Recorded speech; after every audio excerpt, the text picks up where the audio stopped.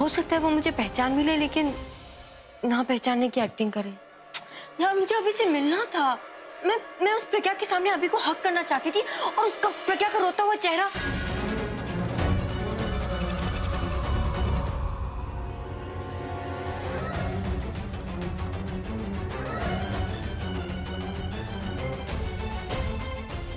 बहुत खुशी हो रही है ना तुम दोनों को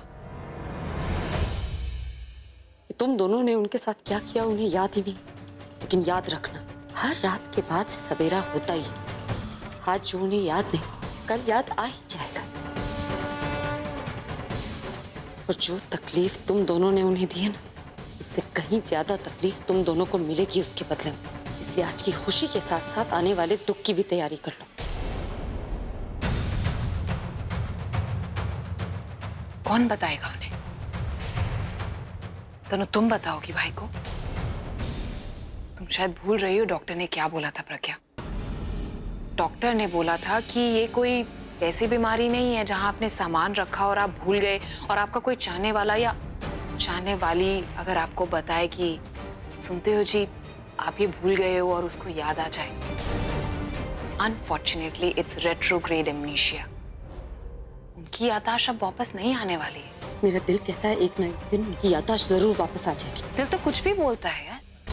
अपने दिल को समझाओ, उसे बताओ कि कुछ कुछ केसेस में तो कितना टाइम लग जाता है मेमोरी वापस आने में। और अगर फिर भी तुम्हारा दिल ना माने ना, तो आई जेन्युइनली रिकमेंड कि तुम इंटरनेट का सहारा लो। You know it's really trending. उसमें तो ये भी बोला जाता है कि कुछ केसेस में मेमोरी कभी कभी वापस आती ही नहीं है। यू नो व्हाट, मैंने तो अपनी रिसर्च की है, पर लगता है तुमने अपनी रिसर्च नहीं की। और अब सिर्फ उनकी लाइफ में जो मैटर करते हैं वो हम और तुम इरेज हो चुके हो भाई की लाइफ से। तुम तो उनकी मेमोरी से ही इरेज हो चुके हो। तुम्हारा नाम, तुम्हारा अस्तित्व, तुम्हारा वजूद, सो कॉल्ड तुम्हारा प्रज्ञा मेहरा बनने का सपना, सब कुछ चला गया प्रज्ञा। तुम्हारा कुमकुम मिट गया, सब कुछ चला गया ना। You know I genuinely feel for you. अब सब चीजें बिल्कुल वैसी हो गई हैं जैसा हम चाहते थे। मेरा भाई अब मेरा होगा। वो तुमसे नहीं तनु से प्यार करेगा, और तुम उनकी लाइफ से परमानेंटली बाहर। और ये पूरी सिचुएशन जानती हो कैसी है? ये पूरी सिचुएशन वैसी है जैसे तुम्हारी आंखों के सामने तुम्हारी मंजिल तुम्हें नजर आ रही है, लेकिन अफसोस उस मंजिल पर चलने की इजाजत नहीं है तुम्हें। एंड फॉर नाउ हम चलते हैं। So excuse us, let's go तनु।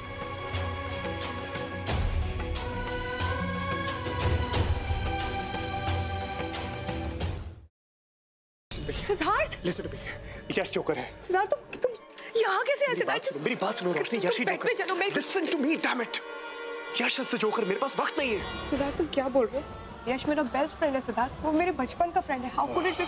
और तुम कोमा में थे ना, ये सब पास वक्त नहीं है। वो सब एक नाटक था, इसलिए क्योंकि मैं चाहता था कि जोकर मेरे पास है और अपनी सच्चाई मेरे सामने रिवील करे, और वही हुआ। और यश इज द ब्लडी जोकर। हमारे परिवार के साथ अब तक जो कुछ भी हुआ है, तुम्हारे ऊपर जानलेवा हमले, आयशा की किडनैपिंग, सासू मॉम के ऊपर हमले, everything has been done by him. Please मुझे घर तक पहुंचा दो। इसके बाद मैं कभी कुछ नहीं मांगूंगी। प्लीज प्लीज मुझे घर तक पहुंचा दो। भगवान को याद किया और शैतान हाजिर, और वो इसलिए क्योंकि मुझे मेरा बदला लेने से भगवान भी नहीं रोक सकता। प्लीज मुझे मत मारो। देखो मैंने थोड़ी ना तुम्हें मारा। तुम्हें बदला ही लेना ना, तो तुम निखिल से बदला लो, उसी ने तुम्हें मारा है। मुझे मार के तुम्हें क्या मिलेगा? मुझे मत मारो प्लीज। नहीं नहीं, खून के बदले कौन? पर माँ साहब, हम सब तो इसी घर के हैं, तो फिर हम परी और सत्तू को अलग करना क्यों चाहेंगे?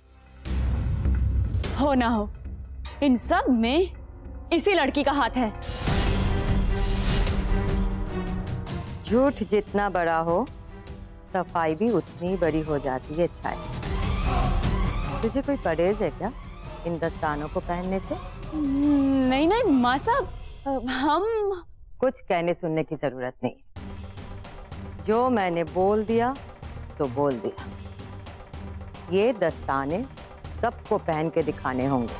वो नंदिता ही थी माँ, जिसने मेरे पूरे परिवार को बर्बाद कर दिया।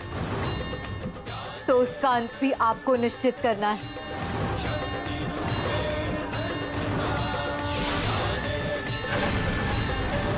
जिस तरह इन पापियों का विनाश किया है आपने, उसी तरह नंदिता का भी आज ही विनाश हो जाए।